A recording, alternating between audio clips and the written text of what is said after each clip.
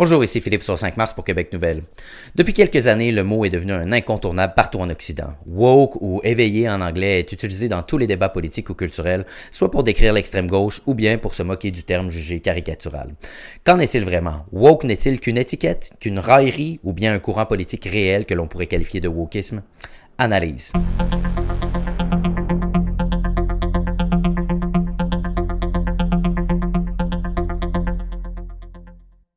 Le terme woke, dans le sens d'être éveillé face au monde et à ses injustices, est utilisé dans les milieux militants américains depuis déjà quelques décennies. Mais c'est entre 2012 et aujourd'hui qu'il a pris un nouveau sens et une expansion massive dans le langage courant. Désormais, le mot n'est plus simplement un vague état d'esprit, mais un concept, une identité politique identifiable et associée au mouvement pour la justice sociale, aux antiracistes et aux militants intersectionnels LGBTQ et féministes qui semblent se généraliser dans le champ gauche. Ainsi, en apparence, le terme n'est qu'un mot fourre-tout pour désigner une constellation de mouvances de gauche qui n'ont pas réellement de lien entre elles. Une simple manière de caricaturer et railler la gauche, ou plus spécifiquement sa frange extrême et ses lubies étranges. Cela dit, le terme n'est pas qu'une étiquette grossière. Il sert à définir un phénomène bien réel qui était déjà identifié par les universitaires. Un nouveau paradigme de pensée dans la société occidentale dont découlent toutes les mouvances qualifiées de woke. Il s'agit du postmodernisme. D'abord, le postmodernisme, une idéologie due au suffixe « isme », découle de la postmodernité, qui n'est pour sa part qu'un constat. Certains historiens, sociologues et politologues émettent donc la théorie que nous aurions quitté l'époque de la modernité, qui avait commencé à la fin du 18e siècle avec les révolutions libérales et les révolutions industrielles, autour des années 1960-1970, et que nous serions entrés dans cette période transitoire, cette fin d'époque et début d'une autre, dont le nom tarde à venir, et qu'on se limite à qualifier de postmodernité, autrement dit, d'après-modernité. Michel Maffesoli explique ce changement d'époque par trois grands piliers qui auraient changé autour de cette période.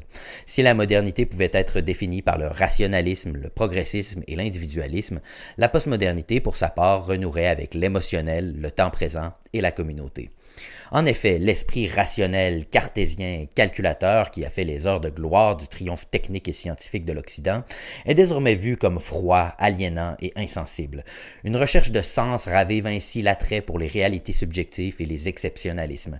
Le concept de vérité universelle s'affadit et laisse place à une posture plus empathique, plus compassionnelle, au risque d'aller à l'encontre de la raison. Là où la modernité était un progressisme pur, une constante projection vers l'avant, vers un futur toujours meilleur, toujours en croissance, la postmodernité renoue avec le temps présent et l'importance des petits moments. C'est le fameux carpe diem, popularisé par le film La Société des poètes disparus. Et avec les enjeux environnementaux, la société postmoderne prône littéralement la décroissance, ou en tout cas affiche un clair scepticisme face à la croissance infinie qui prévalait dans le progressisme classique. Enfin, si la modernité était l'époque de l'individualisme et des droits universels, imposés à tous pour le bien de tous, la postmodernité renoue avec le tribalisme et les communautés concurrentes. La solidarité communautaire l'emporte désormais sur les droits individuels. On fait la promotion de l'exceptionnalisme et de la relativité des lois sur les différentes communautés et on juge l'individualisme moderne comme trop égocentrique. Les postmodernes doivent désormais faire allégeance au groupe, là où l'individualisme moderne les en libérait. Mais ces renversements idéologiques ne sont à ce stade que des constats, des caractéristiques observables de notre époque et pas des mouvements politiques avec un agenda. Tout comme le caractère multiculturel du Canada, qui n'est qu'un constat irréfutable, se distingue du multiculturalisme, qui est une idéologie militante et une politique publique, il faut distinguer postmodernité et postmodernisme. Le postmodernisme embrasse le changement paradigmatique, le justifie et cherche à l'accentuer dans une dynamique militante, au mépris de l'époque antérieure qui existe pourtant encore. Ce courant de pensée naît donc essentiellement comme un phénomène académique autour des années 1960-1970 sous la plume de sociologues comme Jacques Derrida ou Pierre Bourdieu qui s'intéressent au concept de construits sociaux, c'est-à-dire de réalités prises pour acquises qui ne sont en fait que le résultat d'un conditionnement social collectif. On cherche donc à déconstruire les conventions sociales existantes par l'écrit, par des analyses sociologiques pour envisager un monde différent. Bourdieu, loin de cacher ce côté militant, ira jusqu'à dire que la sociologie est un sport de combat, ce qui démontre assez clairement le glissement de la sociologie de l'époque de l'analytique au normatif. C'est cette perspective déconstructiviste qui pousse alors une nouvelle génération de sociologues à disséquer la civilisation occidentale qui, étant dominante sur Terre, impose ses construits sociaux. Des enjeux féministes au débat sur le colonialisme en passant par l'identité sexuelle et l'orientation, tout est passé au crible, tout est déconstruit et offert à l'interprétation subjective. Les talons hauts auraient été créés pour contraindre les femmes et les empêcher de courir. La méritocratie serait un outil de la domination blanche de la société. L'assignation du sexe à la naissance, une manière d'imposer le joug patriarcal dès le plus jeune âge, etc. Oui, alors vous avez dit deux mots, encore une fois, qui me font plaisir. Vous avez dit révéler, dévoiler, et non pas dénoncer. Bon, ça c'est très important, parce qu'on pense que dévoiler, c'est dénoncer. Et un des problèmes, c'est qu'effectivement, les choses que la sociologie dévoile sont soit implicites, soit refoulées. Et le simple fait de les dévoiler a un effet de dénonciation. Et ceux qui lisent ou entendent parler de ce qui est dévoilé sont atteints dans des choses souvent très, très profondes, qui ne veulent pas savoir. Pas seulement qu'ils ne veulent pas qu'on sache, qu'ils ne veulent pas savoir. Et du coup, ils mettent dans l'intention du sociologue quelque chose qui n'y est pas, c'est une intention de dénonciation. Si le concept de déconstruction peut s'avérer un formidable outil explicatif, un exercice de pensée plutôt sain sur la société qui aide à voir en dehors de la boîte, il peut aussi aisément être instrumentalisé pour discréditer à peu près tout ce qui existe encore de conventions sociales, des plus controversées aux plus banales. Mis entre de mauvaises mains, l'exercice intellectuel de déconstruction devient un exercice politique de destruction.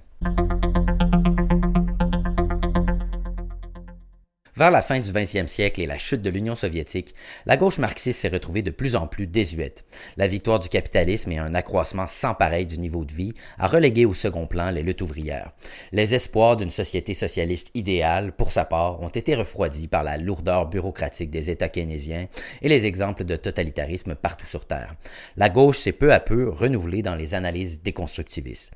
Le marxisme, concevant la société comme un combat perpétuel entre les dominants et les dominés, trouve en effet de nouveaux combats dans la théorisation de toutes sortes de formes de domination dans la société actuelle. Tous ces construits sociaux, déconstruits par les sociologues postmodernes, révéleraient des rapports de force dans la société, et plus particulièrement entre certains groupes sociaux. Domination patriarcale, domination blanche, domination cisgenre, etc. Le grand combat de gauche n'est donc plus celui des prolétaires contre la bourgeoisie, mais celui de certaines communautés contre la communauté dominante, dans une logique tribale. Les minorités sont devenues les nouveaux prolétaires de la société postmoderne. Et tous ces rapports de domination s'accumulent et forment des intersections chez des individus qui cumulent plusieurs infériorités alléguées.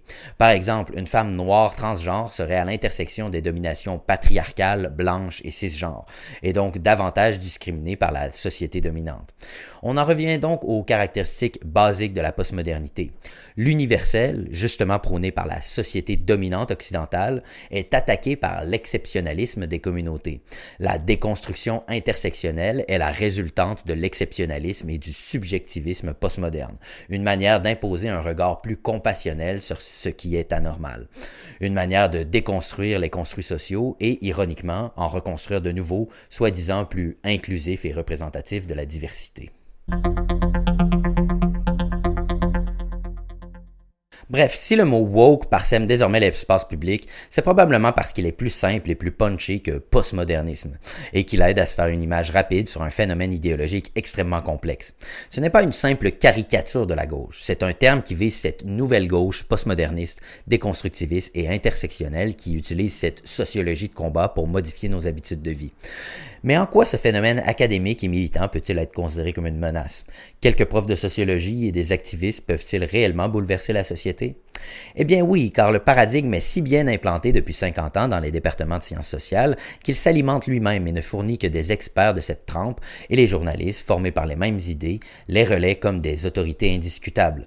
Plusieurs générations formées dans ce paradigme postmoderniste disposent désormais de postes de pouvoir, notamment les milléniaux, élevés dans les belles heures de la vertu triomphaliste des années 90 et qui ont indéniablement accéléré cette wokisation de la société. Enfin, les milieux culturels qui ont toujours plutôt penché à gauche se sont très vite alignés sur ce discours. Pour faire simple, les universités, les médias et les milieux culturels sont désormais entièrement sous le joug du wokisme, d'où les tensions grandissantes entre l'establishment et la population générale qui vit encore dans un paradigme plutôt moderniste et refuse ces nouvelles théories envahissantes. Ultimement, c'est l'ensemble de l'Occident qui s'enlise dans des tensions communautaires insolubles, des débats vains et une polarisation dangereuse. Et partout sur Terre, on constate les signes de son écroulement, de son déclin.